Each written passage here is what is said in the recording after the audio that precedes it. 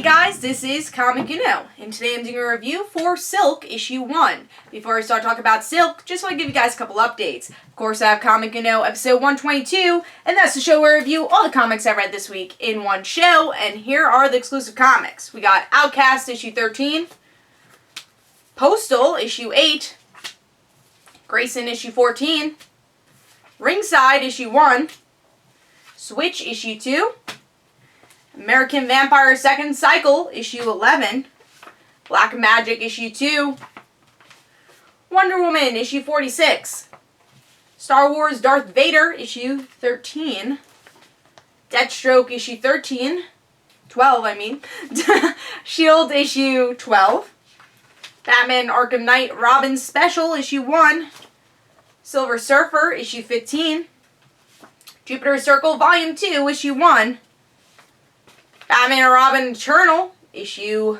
8, and Superman Wonder Woman, issue 23. So if you want to go check out all those reviews, go to Comic Uno, episode 122, which is annotated. Let's start talking about Silk, issue 1. Now, this is a book I was really looking forward to, because with Silk volume 1, it was kind of that surprise hit for me. When I first picked up Silk, it wasn't a series I was really looking forward to reading, and then I read the volume, like, wow, this character is actually really interesting, and her story and plot's really interesting, especially with her parents and her family, and a lot of the flashbacks were really cool in volume 1. So I was really excited to pick up volume 2 to see where it went, and then you hear that she's gonna be a villain. I'm like, where is that gonna come from, and how are they gonna deal with that in this issue? So let's see how they deal with it. Let's start talking about the cover. Really like the cover.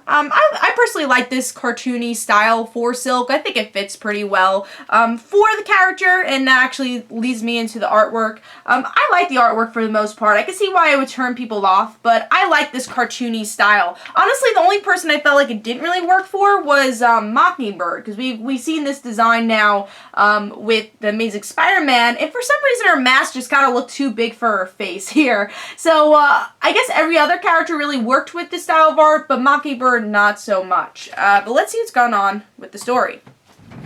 So with this issue, we get to see, where Cindy has been in her life 8 months post-Secret Wars, which has not finished yet, but, that's a story for another day. But yeah, so Cindy has her own apartment. She kind of gets a promotion at her job. Her boss really likes her. J. Jonah Jameson, out of all people, actually really likes her, trying to help her out with, her family stuff, and kind of, being tough on her, but at the same time, you could tell that he's just looking out for her. So, and also, believe it or not, he really likes Silk also, sees her as a hero. For a first time, he actually likes a spider person, and is kind of like promoting her in his new stuff.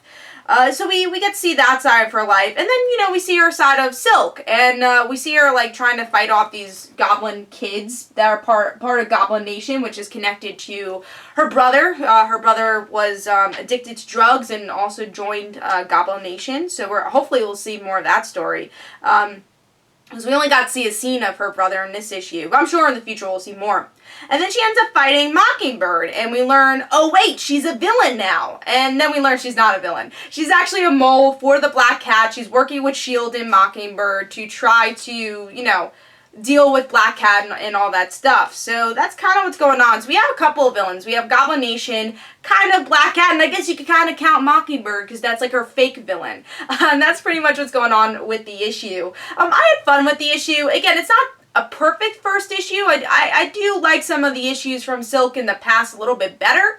I thought this was a pretty good start. I don't know where this whole, like, I'm bad thing's gonna go, or, oh, I'm a mole is gonna go.